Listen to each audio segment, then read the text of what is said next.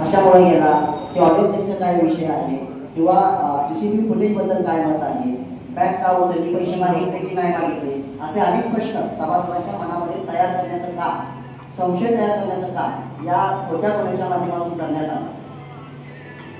लोकांनी 1 कोटी रुपयांबद्दल इतके प्रश्न विचारले. निश्चित मला आनंद आहे की लोक प्रश्न विचारायला शिकलेले.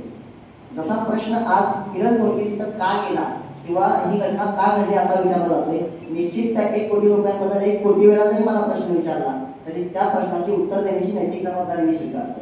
त्याच पद्धतीनं माझ्या सभासद शेतकऱ्यांना इथल्या प्रत्येक तरुणाला विनंती आहे की आपल्या 350 कोटी रुपयांचं झालं काय, संस्थेच्या कर्जाचं झालं काय, सभासदांच्या देण्याचं झालं काय, कामगारांच्या पगाराचं झालं काय, असे सुद्धा प्रश्न विचारण्याचं झालं निश्चित माझ्या सभासद शेतकऱ्यांच्या पोरामध्ये येईल अशी अपेक्षा या ठिकाणी मला निर्माण झाली, आशेचा किरण निर्माण झाला. निश्चित प्रश्न विचारण्याची ताकद आमच्या मनगटामध्ये निर्माण करण्याचं काम या घटनेमुळे झालं. आज 1 कोटी रुपयांच्या आळू जे काही 347 कोटी म्हणजे माझ्यावरती मोठा आरोप करून 347 कोटी रुपयांचा दरोडा पचवण्याचं काम या माध्यमातून केलं गेलं असं मला इथं स्पष्ट सांगायचं. कारखान्याच्या बाबतीत मी जे काही म्हटलोय मुळात माझ्यावरती कोणाला दाखल का झाला याचं मी उत्तर देण्यापेक्षा स्वतः फिर्यादीने फिर्यादीमध्ये लिहिलेलं आहे ते मी तुम्हाला इथं वाचून दाखवतो. किरणराज मोडके हे कारखान्याच्या विरोधात आणि आमदार अजित पटेल यांच्या विरोधात मारा येथे खोटा प्रचार करून कारखान्याची नाहक बदनामी करत होते. त्याचबरोबर शिवाजी चौक येथे बोंबाबोंब आंदोलन केलं, कामगार आणि व्यापाऱ्यांना मीडियासमोर बोलावून त्यांची बदनामी केली. त्याचबरोबर कारखान्यातील कामगार आणि व्यापारी यांना घेऊन त्यांना भडकवून चुकीचा संदेश देऊन साखर संपले तो उपोषण केले आणि कारखान्याच्या विरोधात वेगवेगळ्या ठिकाणी उपोषण करून आम्हाला त्रास देत होते. अशा पद्धतीचे आरोप माझ्यावरती लावले गेले. खरं तर प्रश्न विचारणं म्हणजे बदनामी वाटत असेल तर हा माझ्यासाठी एक आश्चर्याचा धक्का आहे. ज्या मुद्द्यांवरती ज्या प्रश्नांवरती मी 2017 पासून आदरणीय बाळासाहेब भानके जे तत्कालीन चेअरमन होते त्यांच्यावरती आम्ही याच प्रश्नांवरती लढत आलो आणि विशेष बाब म्हणजे स्वतः आमदार अजित पाटील हेही याच प्रश्नांवरती याच मुद्द्यांवरती निवडणूक जिंकलेले आहेत, लढलेले आहेत. मी स्वतः त्यांच्यातून सोबत 2018 पासून 2024 पर्यंत काम केलेलं आहे. याच मुद्द्यांवरती बाळासाहेब भानके चेअरमन असताना आम्ही आदरणीय भारतांनाही हेच प्रश्न विचारले की कामगारांच्या पगाराचं काय, सभासदांच्या नावावरती काढलेल्या कर्जाचं काय, शेतकऱ्यांच्या देण्याचं काय, संस्थेवरती एकूण कर्ज किती, या मुद्द्यांवरती आम्ही हा लढा उभा केला आणि त्याचाच भाग म्हणून किंवा त्याचं यश म्हणून विठ्ठलाची जी काही सत्ता परिवर्तन झाली ते सत्ता परिवर्तन होण्याचे हेच मुद्दे होते. मग आज जर आंदोलन करणं, उपोषण करणं म्हणजे संवैधानिक मार्गाने जे प्रश्न विचारतोय त्यातून जर तुमची बदनामी होते असा आरोप करत असाल तर हे कुठेतरी चुकीचं लोकांमध्ये पसरवण्याचं किंवा मूळ मुद्दे म्हणून लोकांचं ध्यान भटकवण्याचा प्रयत्न आज आमदारांच्या माध्यमातून केला गेला. पण कामगारांच्या पगाराच्या बाबतीतला असेल, शेतकऱ्यांच्या देण्याच्या बाबतीतला असेल आणि कारखान्यावरती झालेल्या कर्जाचा असेल, हे प्रश्न विचारल्यानंतर त्यांच्याकडून काय केलं जातं तर उत्तर देण्याच्या ऐवजी प्रश्न विचारण्यावरती खोटे गोळे दाखल करून त्यांचा आवाज दडपण्याचं काम केलं जातं. त्याच्यानंतर स्वतः फिर्यादीमध्ये फिर्यादी असं नमूद करतोय की मी अजित पाटील यांच्या सांगण्यावरून किरण मोडके यांची भेट घेतली आणि त्यांना सांगितलं की अजित पाटलांची नाव घेऊन तुम्ही बदनामी करून पैशाची मागणी करत आहात, हे चुकीचं आहे, तुम्हाला याचा त्रास होईल. नीट वाक्य आहे का की तुम्हाला याचा त्रास होईल. स्वतः फिर्यादीमध्ये नमूद केलंय.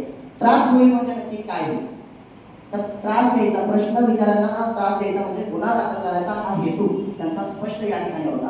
आणि त्याच्यानंतर त्यांनी स्वतः सांगितलंय की किरण मोडके हे यावरती म्हणाले की मी अशा पोकळ धमक्यांना भीक घालत नाही आणि निश्चित माझा आजही स्टँड तोच आहे. त्या दिवशी मला ज्या पद्धतीने उपोषणाच्या आधी माझ्यावरती दबाव आणण्यात आला किंवा मी कामगारांच्या बाबतीतले प्रश्न ज्या ज्या वेळी विचारले त्या त्यावेळी माझ्यावरती जी कल्पना आणण्याचा प्रयत्न केला त्या प्रत्येक वेळी मी ठामपणानं सांगितलंय की अशा पोकळ धमक्यांना भीक घालणार नाही. आणि आजही तेच सांगतोय की कामगारांच्या प्रश्नावरती किंवा विठ्ठलवरती कोणीही वाकड्या नजरेने पाहण्याचा प्रयत्न केला त्याला कसल्याही प्रकारची भीक न घालता आम्ही शेतकऱ्याची पोरं म्हणून कायम योग्य ते प्रश्न संवैधानिक मार्गाने विचारत राहू.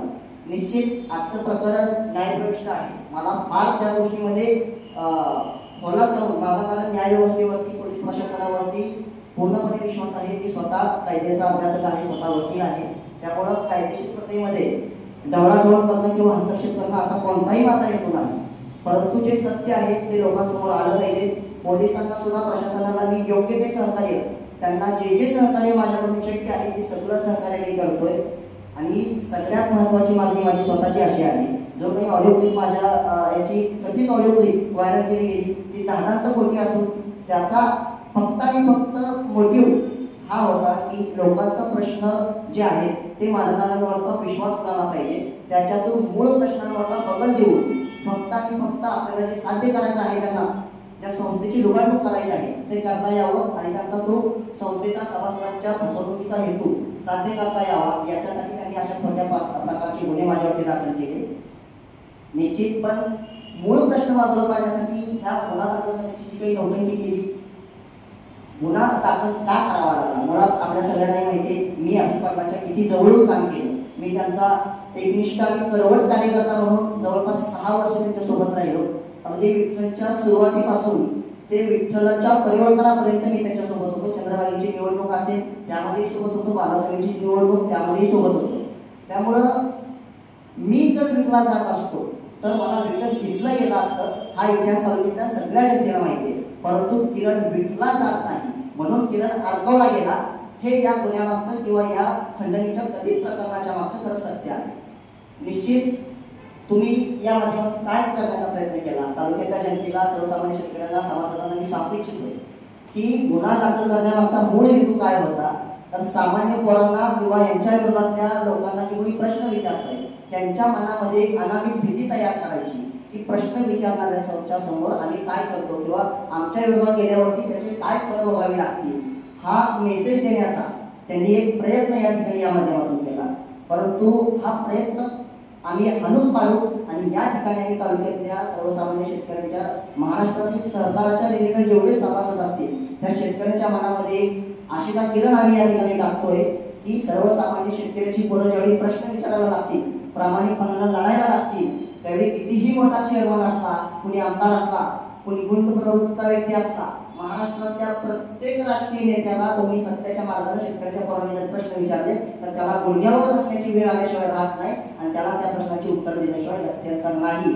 हा मूळ आमचा जो हेतू आहे की प्रश्न विचारायला शिकलं पाहिजे, तर सत्तेला शेतकऱ्यांच्या पोरांचं भय असणं गरजेचं आहे, तरच आपल्या सहकारी संस्था टिकतील. हा हेतू आम्ही प्रामाणिकपणाने घेऊन आजपर्यंत काम केलेलं आहे आणि याच माध्यमातून काम करतो.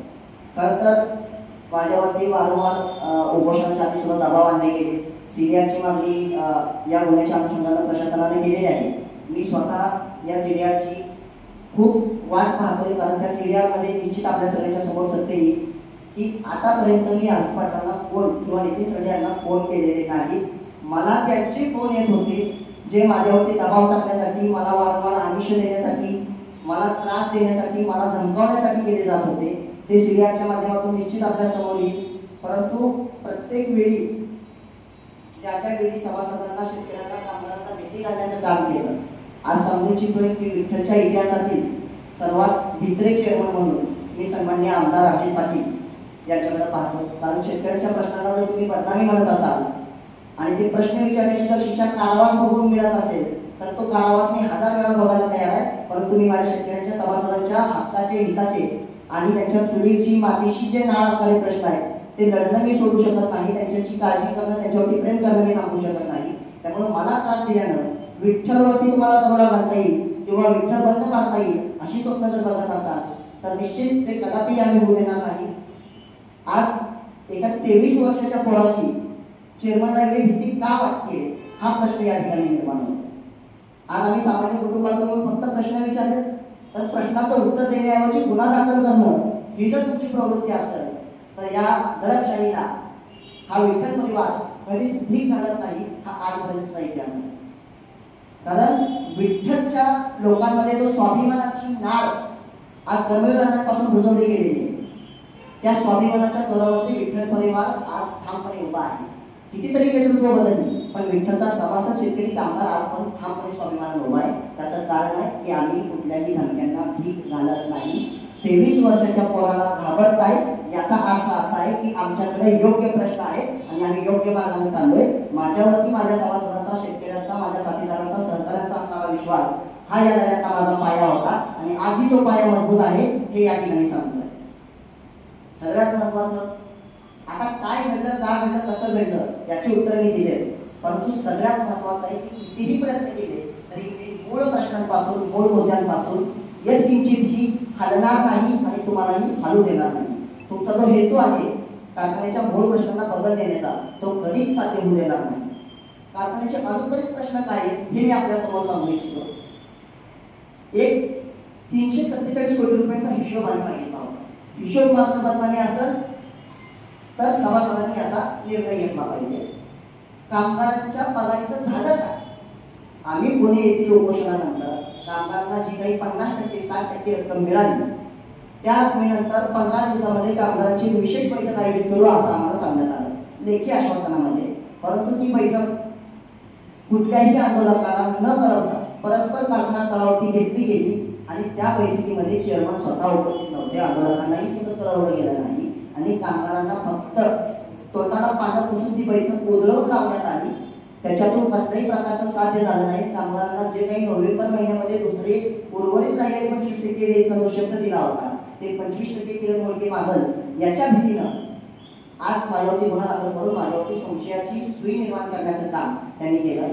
तिसरा महत्वाचा प्रश्न आहे की कारखाना 2022 पासून चेअरमन अभिजित पाटील यांच्या नेतृत्वाखाली आहे. मागच्या 3 वर्षामध्ये जो काही निव्वळ नफा संस्थेला मिळाला तो गेला कुठं? कारण मी हे म्हणत नाही की संस्थेला नफा मिळाला. स्वतः चेअरमन अभिजित पाटील हे विठ्ठलच्या निवडणुकीपूर्वी प्रत्येक भाषणात सांगायचे की कारखानदारी कशी फायद्यात आहे, वर्षाला किती कोटी रुपयांचा नफा होतो, डिस्टरी मधून किती पैसे येतात, प्रोजेक्ट मधून किती येतात, मोलॅसिस मधून किती निघतात, बगॅस मधून किती निघतात. तर मग हे निघालेले पैसे गेले कुठं याचं उत्तर त्यांनी दिलं पाहिजे. विठ्ठल कारखाना कर्जमुक्त 5 वर्षामध्ये करू असं आश्वासन विठ्ठलच्या निवडणुकीमध्ये दिलं होतं. दरवर्षी 50 कोटी रुपयांचं कर्ज आपण कमी करत गेलो तर 5 ते 6 वर्षामध्ये कारखाना कर्जमुक्त होतोय. हे वाक्य ही वळखना सन्माननीय चेअरमन अभिजित पाटील यांची होती. मग आज 3 वर्षानंतर कारखान्याच्या कर्जमुक्तीचं झालं काय? कारखान्यावरती आता सद्यस्थितीमध्ये किती रुपयांचं कर्ज आहे हे प्रामाणिकपणानं त्यांनी सांगावं एवढी कळकळीची विनंती मी पाठीमागच्या 6 महिन्यापासून करतो. म्हणजे मार्च पासून मी त्यांना वारंवार विचारत आले की आता कारखान्याच्या कर्जाची रक्कम किती, पाठीमागचं कर्ज भरलं किती हेही सांगावं आणि जर भरलं नसेल तर आता वाढलं किती. आज माझ्या माहितीप्रमाणे अंदाजे 1150 कोटी रुपयांपेक्षाही जास्त विठ्ठल कारखान्यावरती कर्ज आहे जे अभिजित पाटील हे चेअरमन झाल्यापासून जवळपास पूर्वीच्या चेअरमन लोकांनी जेवढं चेअरमनाने कर्ज केलं त्याच्या दुप्पट कर्ज त्यांनी 3 वर्षामध्ये केलं आहे असं या ठिकाणी मला स्पष्ट म्हणणं आहे. तोरणी वाहतूकदारांच्या पैशाच्या बाबतीत या ठिकाणी मी मुद्दा म्हणून उल्लेख करतो. निश्चित आमदार अभिजित पाटील यांनी सभासदांच्या नावावरती काढलेले पैसे भरले असा एक मध्यंतरी बैठक घेऊन जाहीर केलं. परंतु ते किती रुपये भरले काय भरले हे कागदोपत्री विरोधातल्या काही लोकांनी असं किंवा त्यांनी सभासदांनी समोर आणण्याचं काम केलं. 50 लाख रुपये भरून यामध्ये ओटीएस करण्यात आलं हे कोर्टाच्या त्या ऑर्डरमध्ये स्पष्ट दिसतंय. त्याबद्दल मी काय फारसं बोलणार नाही. त्याच्यावरती विशेष पत्रकार परिषद मी नंतर घेईल. परंतु तोरणी वाहतूकदारांपैकी बऱ्याच लोकांनी या मूळ प्रश्नावर मी लक्ष वेधतो की सगळ्या शेतकऱ्यांचं भलं केलं असं अजिबात झालेलं नाही. काही वाहतूकदार असे आहेत ज्यांच्या एफड्या फिक्स डिपॉझिट त्या बँकांमध्ये होते. बँक ऑफ बडोदाचे जे पैसे भरले म्हणून गौरवा केला गेला त्या बँक ऑफ बडोदाची मी स्पेसिफिक एक केस मेन्शन करतोय की त्याच्यामध्ये त्या ठेवीदाराच्या ठेवी परस्पर बँकेनं कर्ज खात्यामध्ये वर्ग करून घेतल्या, वजा केल्या जवळपास 8 लाख रुपये त्या सामान्य शेतकऱ्याच्या बँकेनं या कर्ज खात्यामध्ये वजा केले आणि त्या वाहतूकदारानं त्या शेतकऱ्याला ज्यावेळी चेअरमन कडे पाठपुरावा करण्याचा प्रयत्न केला त्यावेळी चेअरमन यांनी स्पष्ट सांगितलं की तू कोर्टात जा आणि कोर्टातून पैसे घे, तुला 10 वर्ष पैसे मिळू देत नाही. ही यांची त्या शेतकऱ्यांना सभासदांना ट्रीट करण्याची किंवा त्यांना वागणूक देण्याची पद्धत आहे. हे जे 10 लाख रुपये गेले ते कारखान्याच्या चुकीमुळे गेले हे इथं स्पष्ट आहे. कर्ज कारखान्यानं काढले, कर्ज कारखान्याला भरावं लागलं. मी इथं अभिजित पाटील यांना भरावं लागलं म्हणत नाही. कारखान्यानं कर्ज काढलं होतं आणि कारखान्याला भरावं लागलं. संचालक मंडळ हे जबाबदार असतं. आजपर्यंत त्यांनी जे केलं की हे माझ्या आजच्या लोकांनी केलंय ते माझ्या आजच्या लोकांनी केलंय. सहकारातल्या निवडणुका लढवत असताना यांना माहिती नव्हतं का ज्या दिवशी आपण संस्थेचा कार्यभार स्वीकारतोय त्या दिवशीपासून संस्थेचा नफा असेल, तोटा असेल, फायदे असतील, अडचणी असतील त्या सगळ्याची जबाबदारी तुमच्या खात्यावरती येते. त्यामुळे आज यांनी काय केलं त्यांनी काय केलं याची भाषणं आम्हाला ऐकायची नाहीयेत, हेरडगाणं आम्हाला ऐकायचं नाहीये. आज तुम्ही काय केलं हे आम्हाला ऐकायचं आहे. आणि हे ज्या लोकांच्या ज्या ठेवीदारांच्या ठेवी बँकेने परस्पर वजा करून घेतल्या त्या ठेवीदारांच्या ठेवी परत कधी देणार आणि त्या अनुषंगाने कारखाना काय कसं शेतकऱ्यांना सहकार्य करतोय याचंही त्यांनी उत्तर दिलं पाहिजे. बोगस ऊस गाळप झालेलं तुम्ही प्रकरण पाहिलं असेल 2023 मध्ये. कारखाना स्थळावरती काही कर्मचाऱ्यांना जे नव्यानं तिथं कामावरती लागले होते त्या कामगाराच्या पोरांना उचलून घेऊन कारखान्यावरती कोंडून 2 दिवस मारण्यात आलं. त्यांना कामावरून काढून टाकण्यात आलं आणि त्यांच्यावर असा आरोप केला की बोगस ऊस गाळप जे झालं ते त्यांच्यामुळे झालं किंवा त्यांनी केलं. पण त्या बोगस ऊस गाळपाच्या मागचा खरा मुख्य सूत्रधार कोण हे आजपर्यंत उत्तर चेअरमन अभिष पाटील यांनी दिलं नाही. ते प्रकरण दडपण्याचा प्रयत्न केला आणि मी इथं सांगतोय की जवळपास 15,000 टन बोगस ऊसाचं गाळप विठ्ठलवरती त्या वर्षी केलं गेलं. कदाचित मागच्या वर्षी सुद्धा झालं असेल, परंतु त्याची कल्पना मला अजून नाही. परंतु जवळपास 15,000 टन अंदाजे एवढा बोगस ऊस गाळला.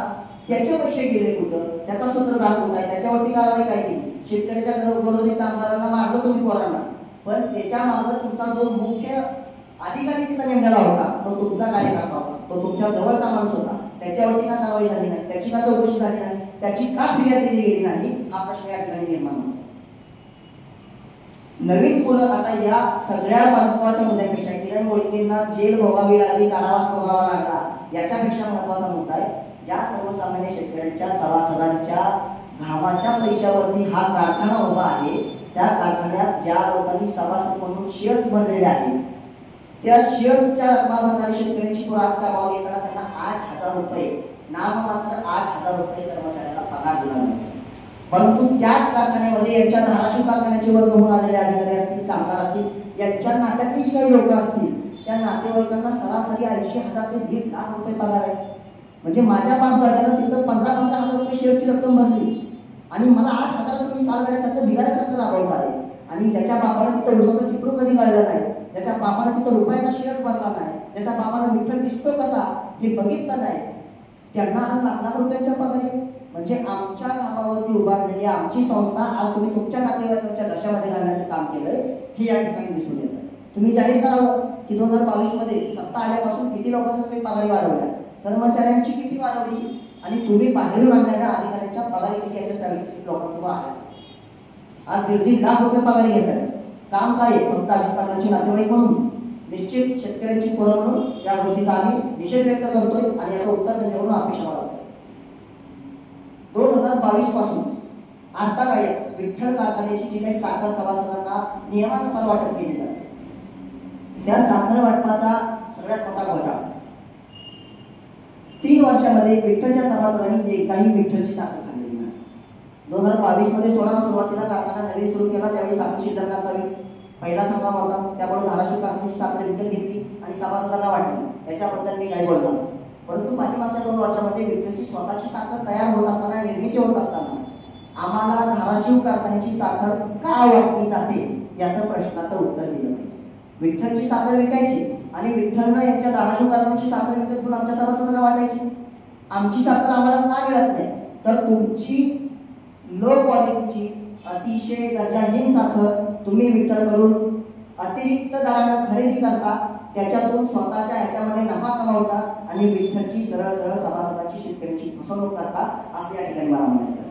विठ्ठलची जी काही साखर आहे ती सभासदांना कारखान्याचीच मिळाली पाहिजे, कारण आमच्या कष्टाचा मोल, आमच्या कष्टाची चव आमच्या शेतकऱ्याला टाकता आली पाहिजे. तुमच्या आर्थिक नफ्यासाठी संस्थेला वाटत घालण्याचं काम करू नका आणि याचं उत्तर द्या की साखर का विठ्ठलची वापरली जात नाही, धाराशिव कारखान्यावरून साखर का आणली जाते, ती साखर सभासदांना किती रुपयाला तुम्ही विकत आणता धाराशिव करून याचाही दर या ठिकाणी तुम्ही जाहीर करावा अशी माझी विनंती आहे.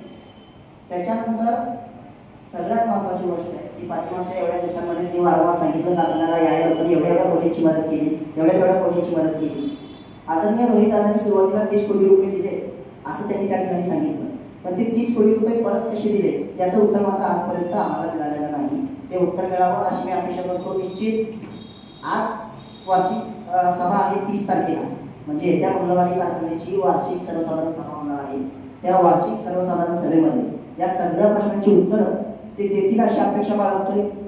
कदाचित परत एकदा ते म्हणतील की किरण मोडके हा सभासद नाही, किरण मोडकेला प्रश्न विचारण्याचा अधिकार नाही, तर मी सन्माननीय अभिष पाटील यांना सांगू इच्छितोय की आम्ही शेतकऱ्याची पोरं, सभासदांची पोरं स्वाभिमानी आहोत.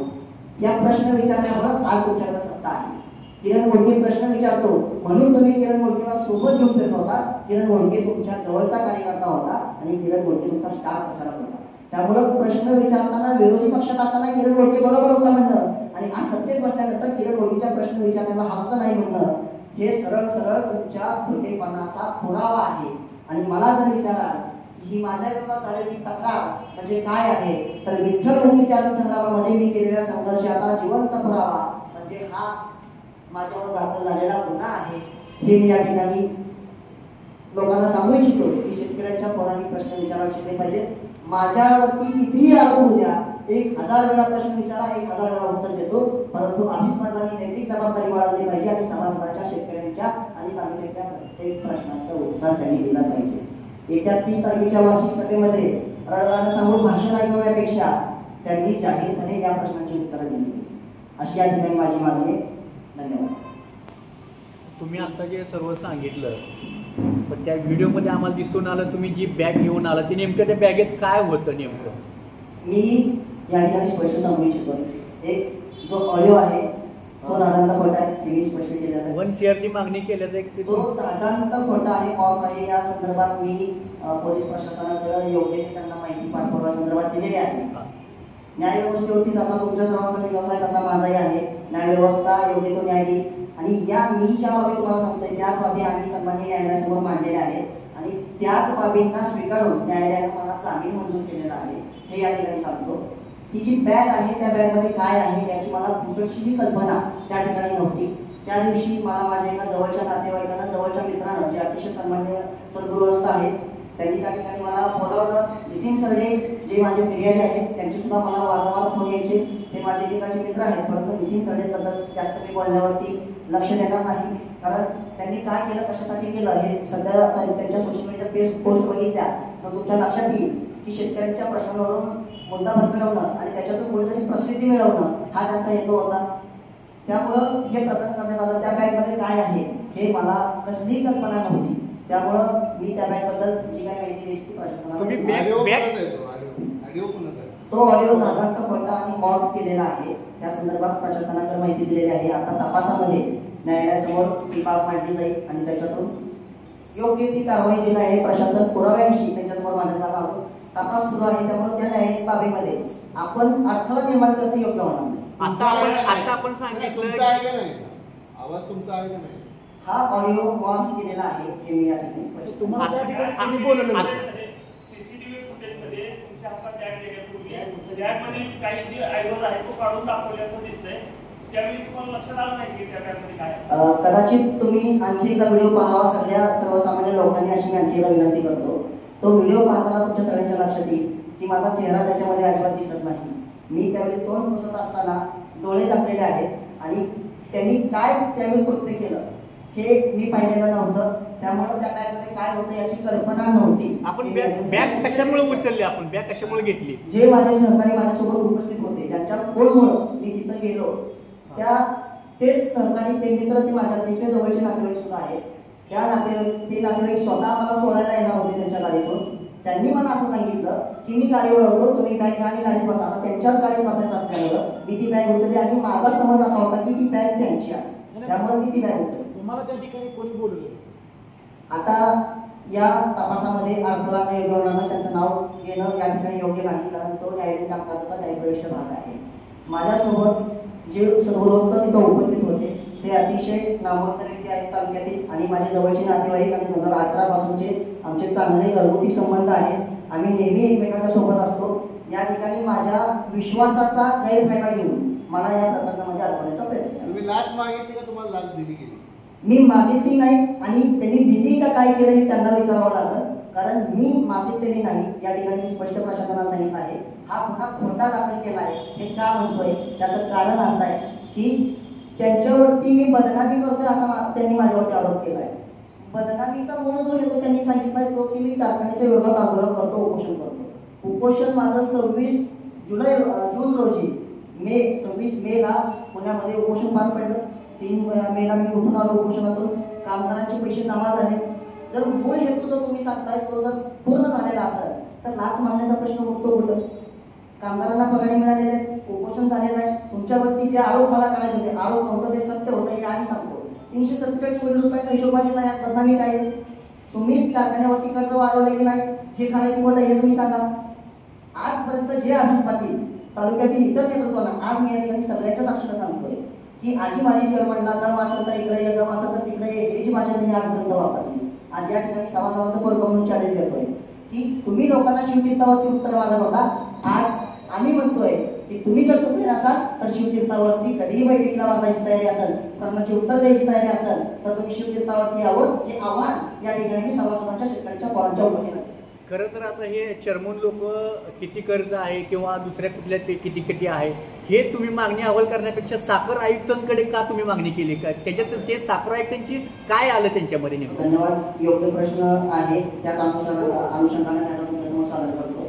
एक हा तहसील कार्यालयामध्ये दिलेलं निवेदन, त्याची सोलापूर यांच्याकडून आलेलं पत्र ज्याच्यामध्ये कारखान्याचं सदर कर्ज आणि थकीत देणी याच्यावरती मी प्रश्न विचारलेला होता, निवेदन दिलेलं होतं ते. याच्यानंतर साखर संकुल शिवाजीनगर पुणे उपोषणाला बसण्यापूर्वी मी 16 तारखेला त्यांना एक लेखी पत्र दिलेलं आहे. याच्यामध्ये महत्त्वाचे प्रश्न आहेत की वरील पत्रात श्री विठ्ठल सहकारी साखर कारखाना लिमिटेड संस्थेला मिळालेल्या 347 कोटी रुपयांचा आर्थिक गैरव्यवहाराची चौकशी व्हावी आणि त्यांच्यावरती कारवाई करण्यात यावी. वारंवार पाठपुरावा करून सुद्धा आम्हाला माहिती दिली जात नाही व त्यांच्यावरती कारवाई होत नाही. त्यामुळे 26 मे 2025 पासून कार्यालयाच्या बाहेर आमरण उपोषण करणार आहोत याची दखल घेण्यात यावी. आणि या दखल घेतलेल्याचं त्याचं प्रत्युत्तरादाखलचं पत्र हे आहे प्रादेशिक संचालकांचं पत्र सोलापूरच्या, तेही उपोषणाच्या संदर्भातच आहे आणि याच्यामध्ये मागणी केलेली आहे. आणि आणखी एक माहिती जी मला अजून त्याच्यामध्ये मी शुअर सांगू शकत नाही, परंतु उपोषणानंतर NDNCDC ला जे काही विनियोग सादर केला तो विनियोग NCDC नाकारला आहे अशी मला ऐकीव माहिती मिळाली. त्याच्या संदर्भात मला अजून माहिती घ्यायची आहे. मी त्या संदर्भात सुद्धा निश्चित माहिती घेईन, कारण विनियोग दर महिन्याला सादर करावा असे आदेश असताना सुद्धा दर महिन्याला विनियोग त्यांच्यासमोर सादर केला गेला नाही. हे 1500 कोटीचं कर्ज आहे म्हणणार, त्याचं काय आहे काय? याचे पुरावे योग्य वेळी तुमच्यासमोर मांडेल. माझी अपेक्षा आहे काय होईल अंदाजे 1100 कोटी रुपयांचे कर्ज आहे. तुमची ही बातमी प्रेस केल्यावर आमचं डेफिमेशन येईल ना. 1100 तुम्ही कोटी त्याचं सांगितलं पाहिजे ना तुम्ही. कागदोपत्री आहेत का तुमच्या आता मी तुम्हाला NCDCच्या जे काही प्रस्ताव दाखल केलेले आहेत त्याची सुद्धा काही मी प्रती देतो तुम्हाला. हे 347 कोटी रुपये आता याच्यासाठी काही स्थानिक पतसंस्था असतील, मल्टीस्टेट बँका असतील यांच्याकडून निधी उपलब्ध केला गेला किंवा निर्माण केला गेला, पैसा उभारणी केला गेला असं सांगण्यात आलं. या वाटपासाठी जे काही पैसे उपस्थित केले त्याच्या संदर्भात आता चेअरमन यांनीच माहिती द्यावा अशी आम्ही मागणी करतोय. आणि राहिला विषय 1100 कोटीच्या वरती कर्ज जे आहे त्या मी ज्यावेळी 5 जून रोजी तहसील कार्यालयाचे इथं बोंबाबोंब आंदोलन केलं त्याचवेळी सांगितलं की पाठीमागच्या कर्जातले किती रुपये यांनी भरलेले आहेत हे आपण पाहिलं पाहिजे. आणि नवीन जे कर्ज आहे ते 347 कोटी रुपये प्लस पाठीमागच्या 2 हंगामाकरता यांनी जे काही पैसे उचलले, साखर व्यापाऱ्यांचे ॲडव्हान्स उचलले आणि याच्यामध्ये मूळ मुद्दा आणखी सांगायचा राहिला. याच्यामध्ये नमूद आहे की माझ्या आंदोलनामुळे उपोषणामुळे बँकांकडून अडचणी निर्माण व्हायला लागलेल्या आहेत असा आरोप माझ्यावरती केला गेला. मुळात कारखान्याची खरी पत काय आहे हे लोकांपर्यंत पोहोचण्यामुळे बँकांनी कदाचित त्यांना कायद्यानं पुरावे सादर करायला लावले असतील की तुम्ही पैसे परत भरू शकता का. मग माझ्यामुळे बँकांचा अडथळा निर्माण होण्याचं कारण निर्माण होत नाही. मी प्रश्न विचारलेले, मी बँकेचा कुठला अधिकारी नाहीये, मी इथला मोठा लोकप्रतिनिधी नाहीये की माझ्यामुळे बँकेला मी तक्रार द्यावी म्हणून बँकेला कर्ज देणे असं पत्रही कुठे दिलेलं नाहीये. त्यामुळे माझ्यावरती जो आरोप केला गेला की मी बँकांच्या ह्याच्यामध्ये अडथळा आणतोय. हा जो 1100 कोटीचा तुम्ही प्रश्न विचारलाय ना, पाठीमागचं आपल्याकडं कारखाना ताब्यात येताना जे कर्ज होतं त्या कर्जामध्ये झालेली वाढ ही अंदाजे 1100 कोटी रुपयांपेक्षा जास्त आहे. या संदर्भात आता चेअरमन यांनी जाहीर केलं त्यांनी कर्जाचा आकडा किती त्यांनी जाहीर करायला हवा. गेल्या आवाजात तुम्हाला तुमच्याकडे आवाज असेल यातलं काय आहे ना अंदाज काय? या वर्षीचा अहवाल अजून मिळाला नाही. गेल्या वर्षीच्या अहवालामध्ये सुद्धा बऱ्याच त्यांनी त्रुटी ठेवलेल्या होत्या. जवळपास आमच्याकडे कारखाना ज्यावेळी 22 आला कारखान्यावरती कर्ज किती त्यांनी स्वतः बायकांचा घेतलेला याच्यात परत म्हणणार मी त्याच्यातून आता NCDC कडून जे कर्ज मंजूर होऊन आलं ते MSC बँकेनं परस्पर 80 कोटी रुपये वजा करून घेतले. हे सगळ्यांना माहिती आहे. ते 80 कोटी सोडल्यास त्या व्यतिरिक्त किती रुपये यांनी बँकेला आजपर्यंत भरले याचा डाटा कारखान्यानं आम्ही प्रस्तावात वारंवार साखर आयुक्तांना मागणी केली की कर्जाचा आकडा किती आहे त्याची माहिती आम्हाला द्यायला पाहिजे. दिलेली नाही. सभासदांपर्यंत खरी माहिती येऊ द्यायची नाही, हा तर हा मूळ येतोय. प्रश्न विचारांचा आवाज का दडला जातोय, प्रश्न विचारांना अडकवलं का जातंय, त्याचं कारणच हे की यांना उत्तर द्यायची नाही. पैसे तुम्ही त्या पिशवीत घेतलेले व्हिडिओ दिसतंय. झालं मी जे आता सांगताय ना की 1100 कोटी पुढे कर्ज गेले, पाठीमागली आकडेवारी एकूण किती होती आणि आता पुढची वाढेल किती? जवळपास 600 कोटी रुपयांच्या आसपास, म्हणजे 450 कोटी रुपयांचं कर्ज आणि त्याची व्याजाच्या रक्कम असतील. अशा बऱ्याच गोष्टी होत्या ज्या व्यापाऱ्यांची काही देणी टाकलेली होती, शेतकऱ्यांची देणी टाकलेली होती, कामगारांच्या पगार राहिलेल्या होत्या, ऊस बिल राहिलेलं होतं. अशी रक्कम शेकडो कोटींमध्ये होती. हे सगळ्यांनी याच्या आधी पाहिजे. एक या ठिकाणी समजू इच्छितोय, बऱ्याच वेळा असं केलं जातं की प्रश्न विचारणाऱ्यावरती लेबल लावलं जातं, हा याचा कार्यकर्ता, तो त्याचा कार्यकर्ता, तो त्याचा कार्यकर्ता. मी कुठल्याही कारखानदाराचा कार्यकर्ता नाही. मी शेतकऱ्यांचा पोरगा म्हणून या ठिकाणी लढतोय, शेतकऱ्यांचा पोरगा म्हणून प्रश्न विचारतोय.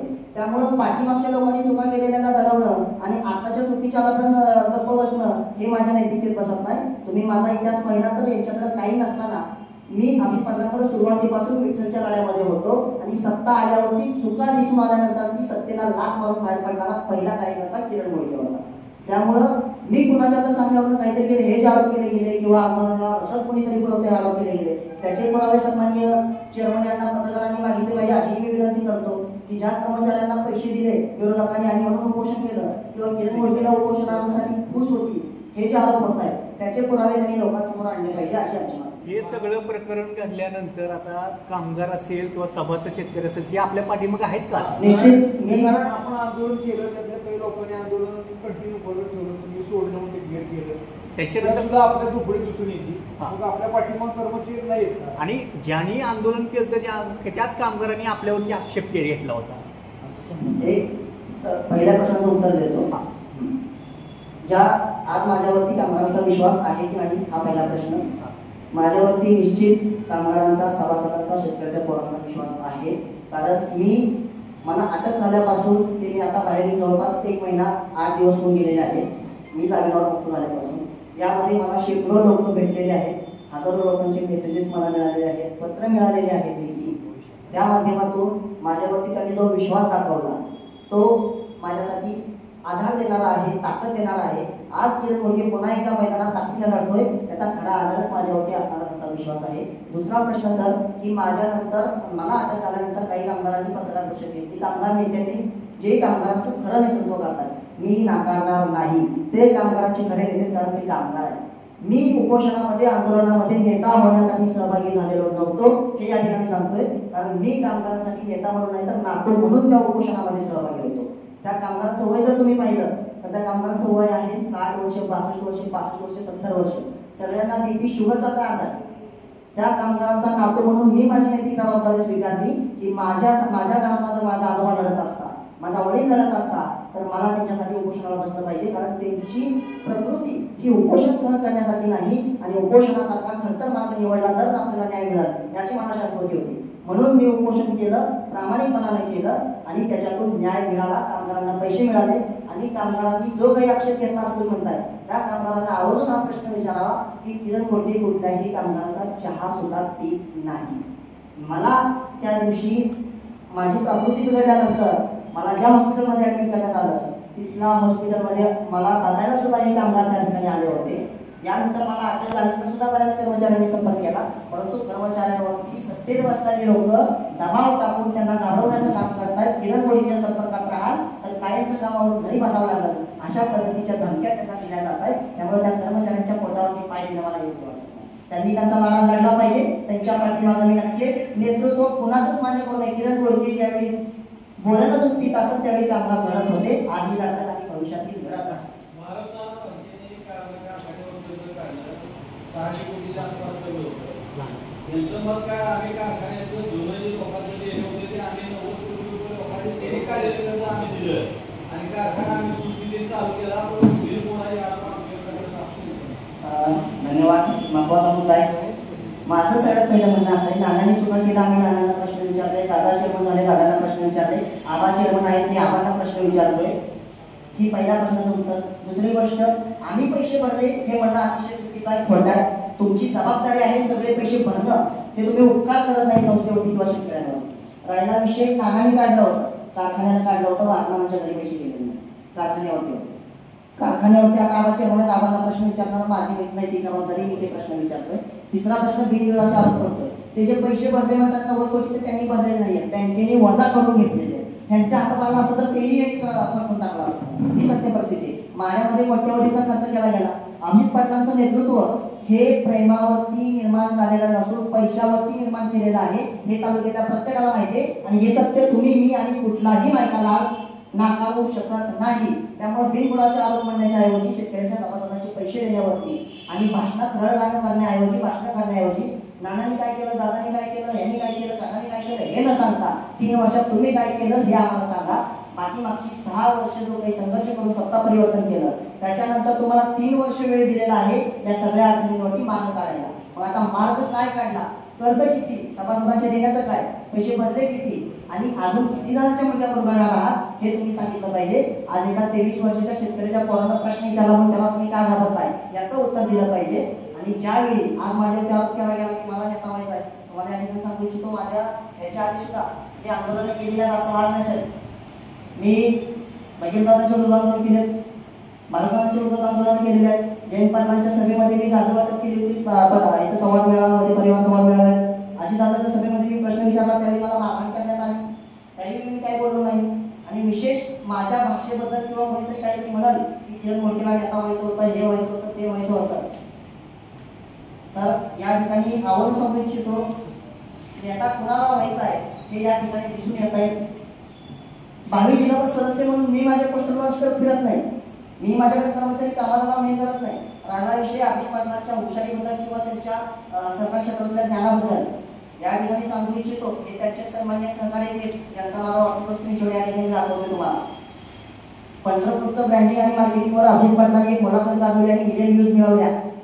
पण हा मुद्दा मी त्यांना दिला होता. आपण लिहिलेले लेख स्वतःच्या नावावरती छापून महापुरुषांच्या विचारांचं ब्रँडिंग करताय. आपण शेतकऱ्यांबद्दल एवढं लिहितो आणि सोलापूर सोशल फाउंडेशनच्या मासिकात पाटलांनी त्यांच्या नावे लेख छापला. असे कितीतरी लेख माझे छापलेले आहेत असं त्यांचा सरकारी या ठिकाणी म्हणतोय. माझ्या भाषेविषयी, माझ्या नैतिकतेविषयी, माझ्या विरोधाविषयी प्रश्नचिन्ह उपस्थित केलं जाईल. नितीन साडे आमचा त्या ठिकाणी स्क्रीनशॉट दाखवतोय. आमदार वदनदादा शिंदे यांचं वय किती आहे, ते किती ज्येष्ठ आहे. मी काय त्यांचा कार्यकर्ता नाही, मी कुठल्याच कार्यकर्त्याचा कुठल्याच आमदारचा कार्यकर्ता नाही. या प्रकरणात तो सुद्धा तुम्ही पाहिला असेल. किरण गोडके एकमेव शेतकऱ्याचा परगमन लढतोय, कुठल्याही नेत्याशी मला घेणं नाही. जो चुकत त्या प्रत्येकाला प्रश्न विचारण्याची नैतिकता माझ्यामध्ये आहे. त्यांच्या एका पोस्टची लिंक पाठवून नितीन सरडे असं म्हणतायत की चढा ही भाषा, हा शब्दप्रयोग एका ज्येष्ठ नेत्याबद्दल किती योग्यता आहे याच्यामध्ये. हे अमित पाटलांचे काही मेसेज आहेत. अमित पाटील मला भुंड्या म्हणाले असं मला काही पत्रकारांकडून कळालं. हाच भुंडा सत्तेमध्ये तुमच्यासोबत होता, हाच भुंडा शेतकऱ्यांसाठी लढत होता. याच भुंड्याला घेण्यासाठी भेटण्यासाठी तुम्ही आरोग्यामध्ये स्वतःहून आला होता आणि हाच भुंडा विठ्ठल परिवाराचा पाया आहे. हे तुम्ही जरी नाकारलं तरी शेतकरी सभासद नाकारत नाही. हा भुंडा कितीही भुंडा झाला तरी तो नेहमी शेतकऱ्यांसाठी प्रश्न विचारत राहील. या ठिकाणी अभिमानानं स्वाभिमानानं सांगतो. आणि आम्ही नैतिकता सोडतोय किंवा आम्ही धमकावतोय, आम्ही वाईट वागतोय, शेतकरी कामगार नालायक आहेत, नीच आहेत असं सांगण्याचा जो प्रयत्न केला जातोय, सभासदांना भुंड्या म्हणलं जाते प्रश्न विचारण्यावरती. नितीन सरडेचा आणखी एक स्क्रीनशॉट दाखवतो. नकील पालती यांच्याविषयी त्यांनी एक मेसेज केलेला आहे ग्रुपमध्ये टाका म्हणून. मी त्यांचा सन्माननीय कार्यकर्ता असल्यामुळं त्यांच्यासोबत होतो. जसाच तसे उत्तर देईल, सभासद उत्तर देईल, बिल दे नाही तर दगड कागद तुला गावात ये भग्या, हे माजी चेअरमन यांच्याविषयीचा शब्दप्रयोग आहे. म्हणजे एखाद्याबद्दल किती नीच पातळीवरती जावं आम्हाला पुरुष लावली जाते हा आरोप करण्याऐवजी तुम्ही आधी लक्षात घेतलं पाहिजे. आमच्या घराची जर खिडकी काचेची असेल तर तुमचा अख्खा बंगला काचेचा आहे. आणि मी तुमच्यासोबत काम केलं असल्यामुळं मी तुम्हाला आतून बाहेरून सगळीकडून ओळखतो आणि तुम्ही काय करता काय नाही याचे सगळे कच्चे चिठ्ठे मारलेला आहे. योग्य वेळी आजचा मुद्दा हा आहे की या प्रकरणातून काय सांगितलं होतं ते बोलणं असल्यामुळं मी बऱ्याच गोष्टी आणखी सांगत नाही. पण त्या प्रत्येक वेळी वेळोवेळी मी तुमच्या समोर आणण्याचं, शेतकऱ्यांच्या समोर आणण्याचं काम करत राहील. किरण गोडके एवढे मी थांबणार नाही आणि संपणार नाही. कारण आज शेतकऱ्यांच्या हितासाठी जो काही मुद्दा घेऊन आम्ही इथं लढत आलो त्या मुद्द्यांना तुम्ही कशाही पद्धतीनं आम्हाला फसवून अडकवण्याचा जो काही त्रास देण्याचा प्रयत्न केला त्याच्यातून काहीच फरक पडणार नाही. इथून आमच्या संघर्षाची नवीन कहाणी सुरू झाली. 2019ला तत्कालीन संचालक मंडळानं कामगारांवरती आणि कामगारांचं नेतृत्व करणाऱ्यांवरती खंडणी आणि अपहरणाचेच गुन्हे दाखल केले होते. याचा रेफरन्स मी आवर्जून देतो. मी त्यांची पाठराखण करणार नाही, कारण जे चुकीचं आहे त्याच्या विरोधात लढणं हे प्रत्येकाचं काम आहे, कर्तव्य, संवैधानिक अधिकार आहे. ते लढले, त्यांच्यावरती असेच खोटे गुन्हे दाखल केले गेले. आज त्यानंतरचा इतिहास तुम्ही बघितलाय सत्ता परिवर्तनाचा. आज किरण गोडकेला अटक झाली. किरण गोडकेवर सुद्धा खंडणीचा गुन्हा दाखल केला गेला. कदाचित पुढच्या वर्षीच निवडणूक आहे, त्या निवडणुकीमध्ये पुन्हा एकदा सत्ता परिवर्तन या तालुक्याला दाखवण्याचा आमचा मानस आहे. सभासदांचं मत आहे, शेतकऱ्यांचं मत आहे, विठ्ठल परिवारातल्या प्रत्येकाचं मत आहे आणि आम्ही ते करून दाखवू. तुम्ही कितीही प्रयत्न केले तरी तुमची भीती तुमच्या चालण्यातून, बोलण्यातून, वागण्यातून दिसते. त्यामुळे तुम्ही घाबरून सभासदांना, शेतकऱ्यांना अडकवण्याचा प्रयत्न करताय. शेवट एवढंच सांगेन, काट को जुबान में आंसुओं से गाऊंगा, काट को जुबान में आंसुओं से गाऊंगा, काट दो मुझे मैं बीज हूँ, पेड़ पर ही जाऊंगा. त्यामुळे हा संघर्ष इथं थांबणार नाही, संपणार नाही. आणि इथून पुढं लोकांची नटबोलट आवडण्याची भाषा करणाऱ्यांना आम्ही सांगू इच्छितो की इथून पुढे शेतकरी सभासद तुमची नटबोलट कायद्याला आवडतील. त्यामुळं आता हा संघर्ष विठ्ठलच्या परिवर्तनाचा आहे, विठ्ठलच्या सक्षमतेचा आहे, कर्मवीर अण्णांच्या विचाराचा आहे, कर्मवीर अण्णांच्या प्रामाणिकपणाचा आहे. एवढं बोलतो आणि थांबतो. धन्यवाद. एक प्रश्न आहे अजून. तुम्ही म्हणताय की कामगार आणि सभासद तुमच्या सोबत आहे, पण आज पत्रकार परिषदेला तुमच्यासोबत कुणीच दिसत नाही. मी या ठिकाणी कुणालाही आमंत्रित केलेलं नाही. त्याचं कारण आहे, एक सामान्य शेतकऱ्याचं प्रभू काय करू शकतं हे दाखवायचं होतं. याच्यासाठी नेत्याचाच काय, कुणाचाही आधार घेण्याची गरज नाही. माझ्या पाठीमागे त्यांचा असणारा विश्वास हा त्यांच्या इथं असण्यापेक्षा जास्त महत्वाचा आहे, कारण माझी जिद्द, माझी चिकाटी हा त्यांचा विश्वास. धन्यवाद.